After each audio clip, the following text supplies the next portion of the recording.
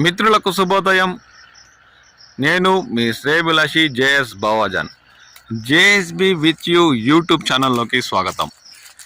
ఉమ్మడి చిత్తూరు జిల్లాలోని మామిడి దిగుబడులు అనే కార్యక్రమంలోకి స్వాగతం. ఇప్పుడు మనం చిత్తూరు జిల్లా పుల్చల మండలం కల్లూరు పరిసర ప్రాంతాల్లోని ఒక మామిడి తోటలో ఉన్నాం.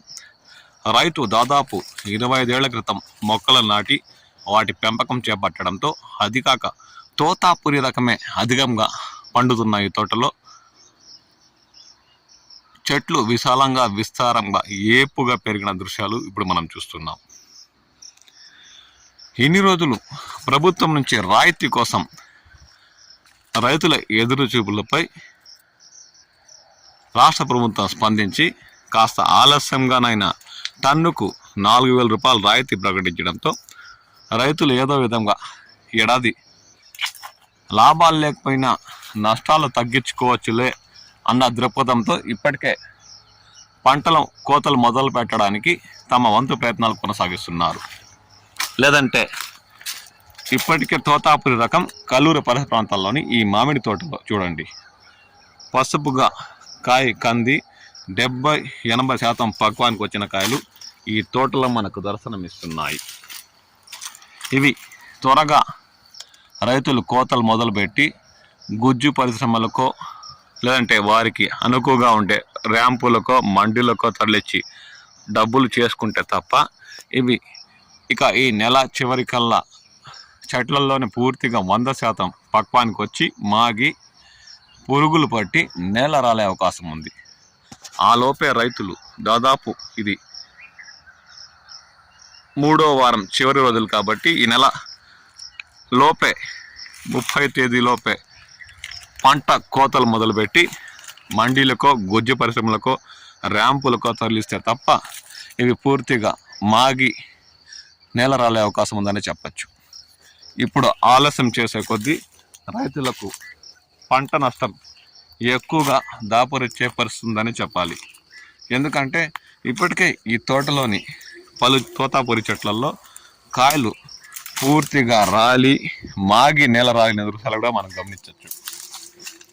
ఆ లోపే రైతు ఈ పంట కోతలు మొదలుపెట్టి సొమ్ము చేసుకోవాల్సిన పరిస్థితి కనిపిస్తుంది. దాదాపు కేజీ తూగే కాయలు కూడా తోతాపురి రకం ఈ తోటలో మనకు దర్శనమిస్తుంది.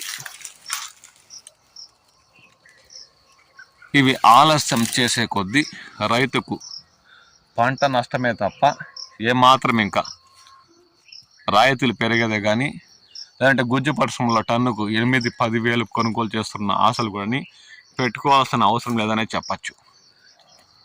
గుజ్జు పరిశ్రమలు ఏడాది 6,000 రూపాయల పైబడి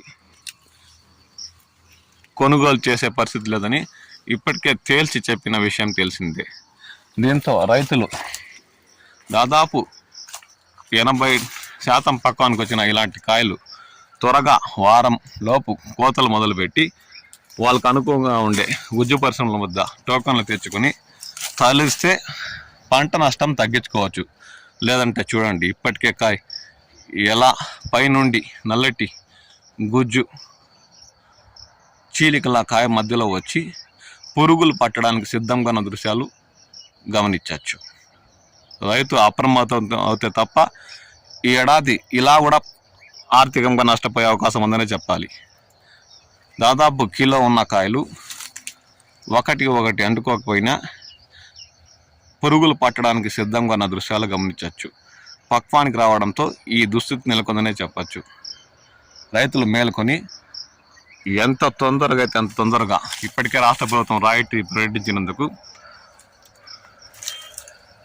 గుజ్జు పరిశ్రమ వద్ద టోకన్లు తెచ్చుకొని ఇక 3-4 రోజుల లోపు వారు సమయం కేటాయించిన ఏమాత్రం సమస్య ఉండదు. పోతే 10-20% పంట దిగుబడి నష్టం అవ్వచ్చు. మిగతా 70-80% అయినా డబ్బులు చేసుకోవాలంటే వారం రోజుల్లోపు ఈ తోటలోని కాయలు తరలించుకొని సొమ్ము చేసుకోవాలని చెప్పచ్చు. మీ ప్రాంతాల్లో కూడా ఇలాంటి పరిస్థితి ఉంటే త్వరగా అలర్ట్ అయి ఎంత తొందరగా అయితే అంత తొందరగా పంట కోతలు మొదలు పెట్టాలని మా విజ్ఞప్తి. లేదంటే రైతులకు ఈ ఏడాది ఈ విధంగా కూడా నష్టపోయే అవకాశం ఉందని చెప్పచ్చు. ఎందుకంటే ఇక రాయితీలు ధరలు పెరుగుతాయి.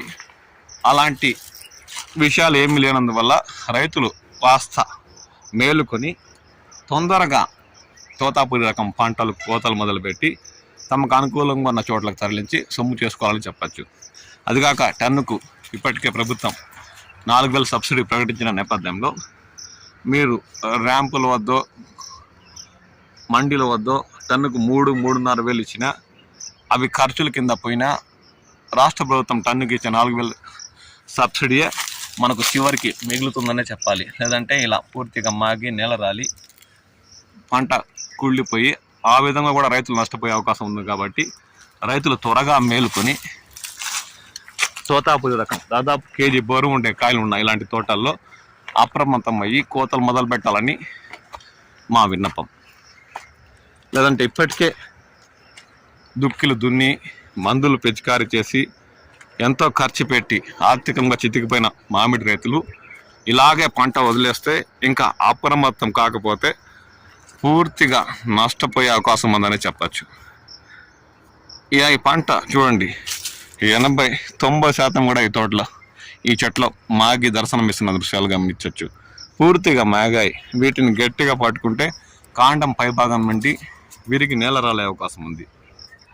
రాష్ట్ర ప్రభుత్వం సబ్సిడీ ప్రకటించింది కాబట్టి రైతులారా అప్రమత్తమై త్వరగా పంట కోతలు మొదలుపెట్టి సబ్సిడీతో పాటు గుజ్జు పరిశ్రమ తలిస్తే టన్నుకు 6,000 ఇస్తున్నారు. కాబట్టి మొత్తం మీకు ఈ ఏడాది టన్నుపై 10,000 వచ్చే అవకాశం ఉన్నది. కోతలు మొదలు పెట్టండి. ఇక ఆలస్యం చేసే కొద్దీ ఈ పంట అంతా రోజు కొద్దిగా నేల రాలి పూర్తిగా కుళ్ళిపోయే పరిస్థితి దాపరిస్తుంది. ఈ విషయాన్ని రైతులు గమనించాలని కోరుతున్నాం. ఇక మీ ప్రాంతాల్లో ర్యాంపులు మండీల వద్ద తోతాపురి రకం ఏ ధరలతో కొనుగోలు చేస్తున్నారు, గుజ్జు పరిశ్రమలు ఏ ధరను నిర్ణయించిస్తున్నాయన్న విషయంపై కామెంట్ సెక్షన్లో మీ విలువైన అభిప్రాయాలు తెలియచేయండి. తోతాపురి రకం ఈ తోటలో దాదాపు 80% దిగుబడులు కొన్ని చోట్ల దర్శనమిస్తున్న దృశ్యాలు గమనిస్తున్నాం. మీ ప్రాంతాల్లో తోతాపురి ఏమాత్రం దిగుబడులు వచ్చాయి, వాటికి ఏమన్నా పండు ఇక వాలిందా, ఇప్పటికే కాయ ఏమాత్రం పక్వానికి వచ్చింది, ఎన్ని రోజులు కోతలు మొదలు పెట్టకపోయినా అది చెట్లల్లో ఉంటుందన్న విషయంపై కామెంట్ సెక్షన్లో కామెంట్ చేయండి. మీ విలువైన అభిప్రాయాలు తెలియచేయండి. ఇక రాష్ట్ర ప్రభుత్వం ఉద్యాన శాఖ అధికారులు చెప్తున్నట్లు పంట ఆగస్టు నెల వరకు చెట్లల్లో ఉంటుందా, ఉంటే ఏమాత్రం ఉంటుంది, లేదంటే పూర్తిగా నేల రాలుతుందా, ఇప్పటికే పండు ఇగవాలి కుళ్ళిన స్థితి తోటల్లో దర్శనమిస్తుందా అన్న విషయంపై కూడా కామెంట్ సెక్షన్లో మీ విలువైన అభిప్రాయాలు పంచుకుంటారని ఆశిస్తున్నాను.